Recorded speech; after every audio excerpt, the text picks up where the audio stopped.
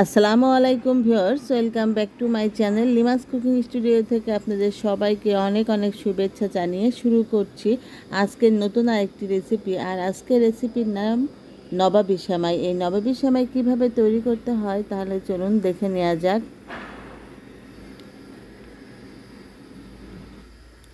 আমি চুলায় কড়াই বসিয়ে দিয়েছি আর এর মধ্যে 1 টেবিল চামচ পরিমাণ ঘি দিয়ে দিচ্ছি।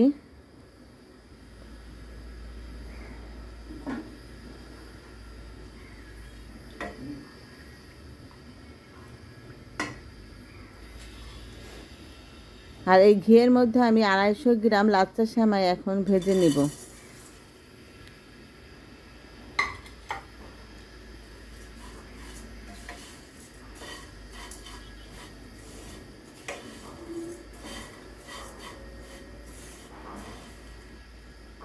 সেমাইটা যখন হালকা ভেজে নেওয়া হয়ে যাবে তখন আমি 1/2 কাপ পরিমাণ গুঁড়া দুধ দিয়ে দিচ্ছি।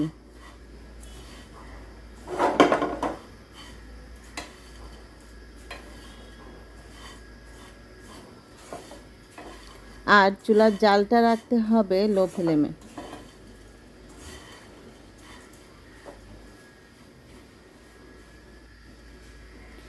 এখন আমি দিয়ে দিচ্ছি 1/2 কাপ চিনি।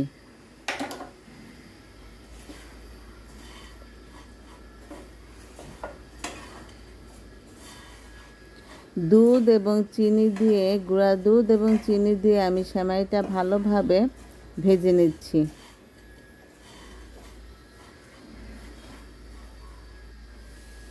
সেমাইটা আমার ভাজা হয়ে গেছে, আপনারা দেখে বুঝতে পারছেন লাচ্চা সেমাইয়ের কালারটা চেঞ্জ হয়ে গেছে।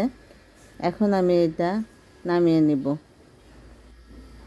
এখানে আমি দিয়ে দিলাম 1 লিটার গরুর দুধ। আর এই দুধটা আমি আগে থেকে জাল দিয়ে ঠান্ডা করে নিয়েছি। আর এর মধ্যে দিয়ে দিচ্ছি আমি 1/2 কাপ পরিমাণ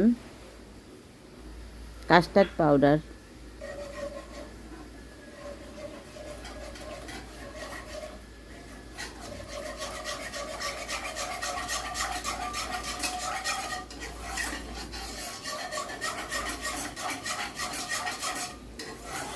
কাস্টার্ড পাউডারটা দিয়ে আমি অনবরত নিয়ে নিচ্ছি যাতে কোনো দলা পাকিয়ে না যায়।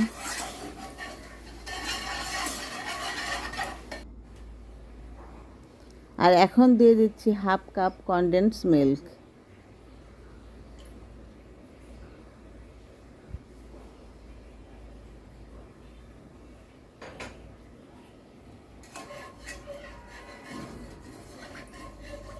কনডেন্স মিল্কটা দিয়েও আমি ভালোভাবে দুধের সঙ্গে মিশিয়ে নিচ্ছি। আর দিয়ে দিচ্ছি 1/2 কাপ চিনি।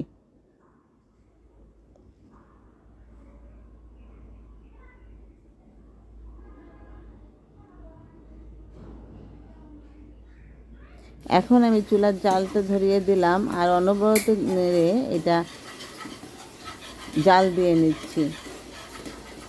নাড়তে নাড়তে যখন এই ধরনের ঘন হয়ে আসবে তখনই মনে করতে হবে এটা হয়ে গেছে আর নামিয়ে নিতে হবে।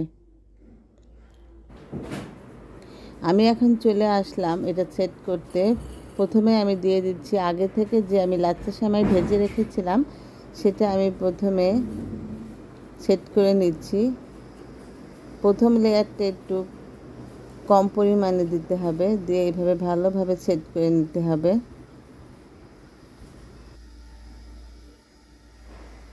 তারপরে আমি দিয়ে দিচ্ছি ক্রিম যেটা আমি তৈরি করলাম।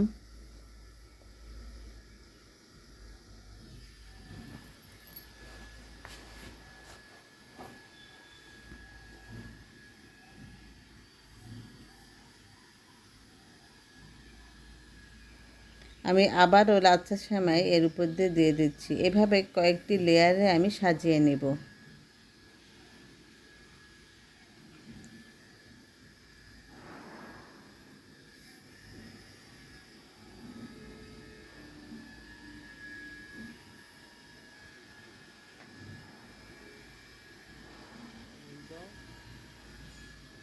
আবারও আমি ক্রিম দিয়ে দিচ্ছি।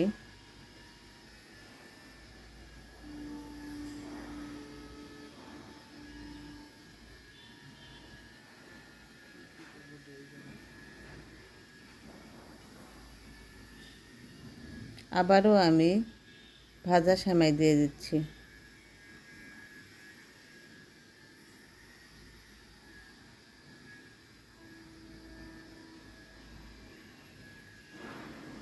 এখন আমি উপর দিয়ে ডেকোরেশন করে নিচ্ছি।